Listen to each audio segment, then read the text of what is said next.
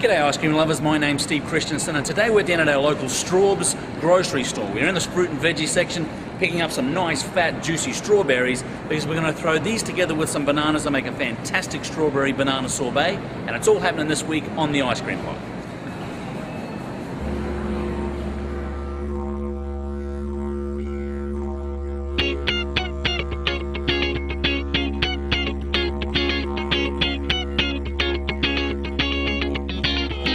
G'day ice cream lovers. Well folks, welcome back. We've got a brand new and refreshed ice cream headquarters here to match our brand new and refreshed website. We've had a lot of very positive feedback, people telling us that they love the new site, so if you haven't seen it, pop into theicecreambloke.com. Now this week, we're still in the midst of summer and it's hot and sweltery outside, and so we're going to do something very refreshing. We're going to put together a sorbet. Now the French really brought sorbet to the rest of the world and when they used it as a palate cleanser between meals or between courses. And we've really accepted a sorbet as really a great frozen dessert. Now it's a little bit different than Italian ice. Italian ice tends to be a little bit more coarse and icy. A sorbet has a nice smooth consistency, and we're going to put two of the best fruits together. We're going to put a strawberry and banana sorbet together today. Now strawberry and bananas, well, they go together like the great couples of history. Adam and Eve, Samson and Delilah, Pumbaa and Timon. So we're going to put these two together and make a fantastic strawberry banana sorbet today. Okay folks, sorbets are actually really easy to put together. You'll notice on the previous recipes we've had on the Ice Cream Bloke, there's been a lot of creams and we've simmered them and so forth. Sorbet is basically a fruit, sugar and water mixture. So we're going to take the foundation for our flavour today, which is strawberries, and we need 2.5 cups of strawberries, fresh strawberries.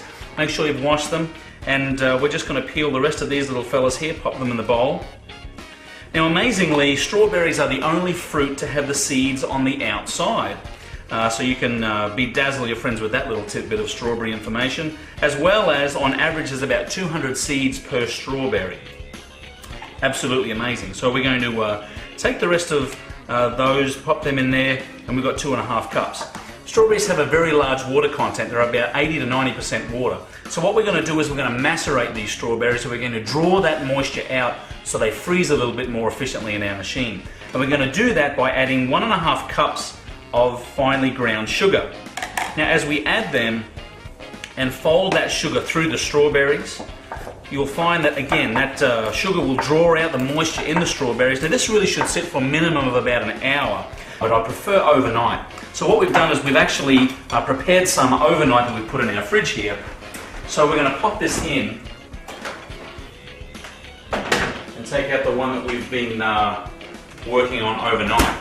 Now you'll see that this has actually come into quite a nice paste. The strawberries have almost pureed themselves, and from here we're going to add a few more ingredients, but you will need that liquid process, or the liquefaction of the strawberries and the sugar, in order to make this product freeze really well.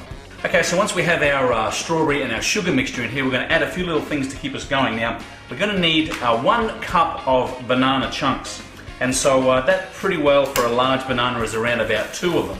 Now let me tell you a little bit about bananas, because I'm full of fun facts about all different types of fruit. Bananas come from the word banan, meaning finger, and when you're putting together this strawberry and banana sorbet, I'd much prefer you to call it banana and not banana. So with me, banana, banana.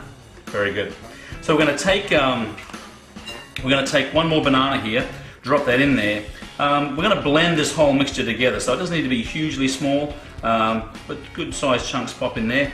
I'll tell you another thing too, that bananas are one of the only fruits that actually grow on a plant rather than a tree. And I know that because I set fire to the banana trees in our backyard in Brisbane, Australia. These things went up like an inferno. In fact, I blame my brother on it. And to this day, my brother Scott still thinks that he set fire to the banana trees. So there you go, big revelation for the Christensen family. So we're going to take these bananas, pop them in here, and we're going to add to this mixture 1 whole lemon, or a juice of 1 whole lemon. Now we'll just rub that lemon on the mat to loosen up those juices a little bit, and we'll cut it right down the center. Now be very careful if you're looking at a lemon juicer like this little baby, because if you fall over and impale yourself on this, you'll have a little bit of explaining to do in the emergency room. So what we want to do is we'll take the juice of this 1 lemon and just juice that out over a strainer so you're not catching a lot of the pulp or the seeds. And we're going to put that into our mix. Now this will do a number of things. One, it won't make the banana go an off color over time, but it'll also just take the sweet edge off this mix and give it a nice robust, sweet but not too sweet flavor. So we'll take the juice out of those two there and pop that in our bowl. Now our last ingredient actually is pretty important when it comes to the consistency of our end product, because we've got 4 tablespoons here of a sweetened corn syrup, or a corn syrup. Now what this will do is it will add again some sweetness to the mix, but it will also give some consistency to make it nice and smooth when it comes out of your ice cream machine. If you didn't put this into your mix, you may find it'll be very icy. So we're going to pop that in there, which will help us with our consistency with the end product. And this product again is very purchasable at your local grocery store. In fact, look near the maple syrups and so forth. So we're going to just give that a bit of a stir around, and we're going to pop that in a blender.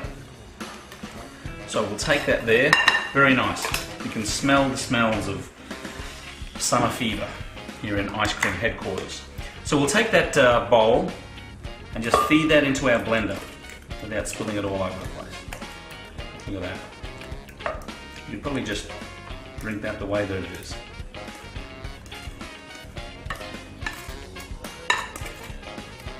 Okay, pop the lid on now.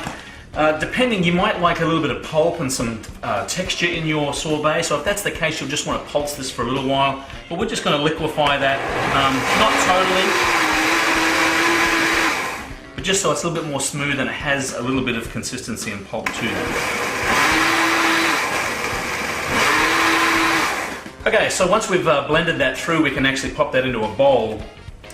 So we're going to take that, drop it into our bowl. Beautiful, beautiful consistency and color, by the way. Now that's actually very strong, and it's got a high sugar content, so it won't actually freeze unless we add some water content to it. So we're going to take 4 cups of water, chilled, going everywhere. That's the beauty of cooking. You can actually have this stuff go everywhere and it doesn't really matter. And just give that a bit of a stir through. The freezing chamber of your ice cream machine will mix this really well, but it's good to make sure that you don't have any clumps of fruit or sugar on the bottom of the bowl. When that is done, now primarily remember we used to do bases and pop them in the fridge to bring that down to about 38 degrees. We don't necessarily need to do that with this sorbet mix. It's room temperature, so that's fine to go through. So we're going to open up the lid of our ice cream machine over here. Pop that in. This is the exciting part. Oh yeah.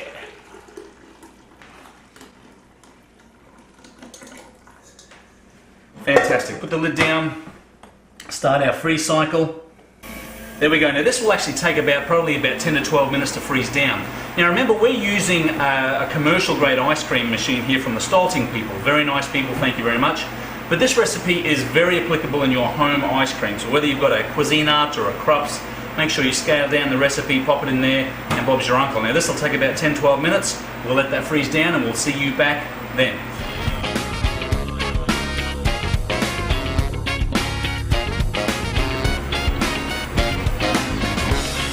Okay folks, well welcome back. It's been about 10-12 minutes or so. We've just got our nice cool receptacle that we've pulled out of the freezer. Now remember, you'll want to actually chill these down before you extract ice cream or our sorbet into that.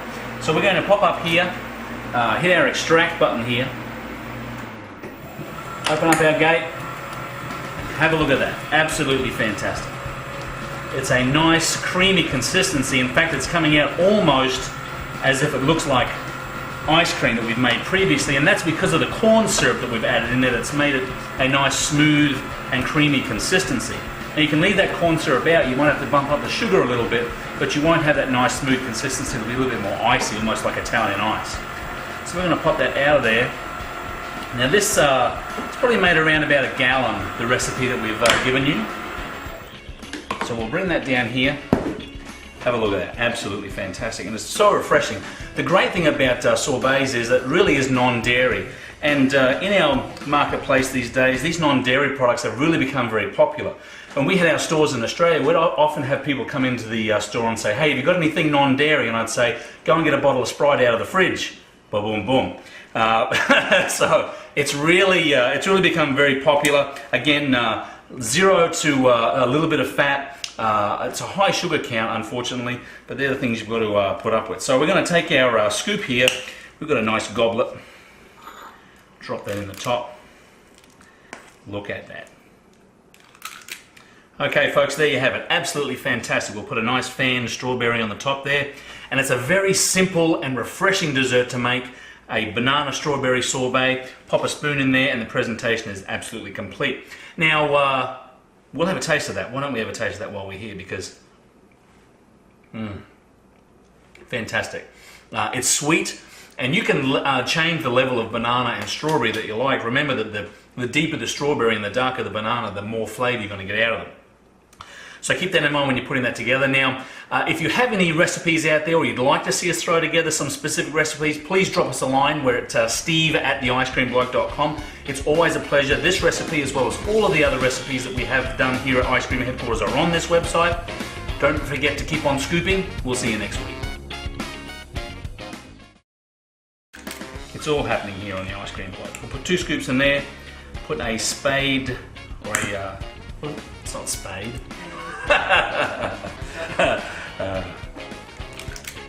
Okay, have a look at that. Absolutely fantastic. Then we'll put a nice fanned strawberry on the top of that. And Bob's your uncle. You've got a non-dairy, refreshing raspberry strawberry. Have a look at that. That cup's getting bigger and bigger every time we put some. I know.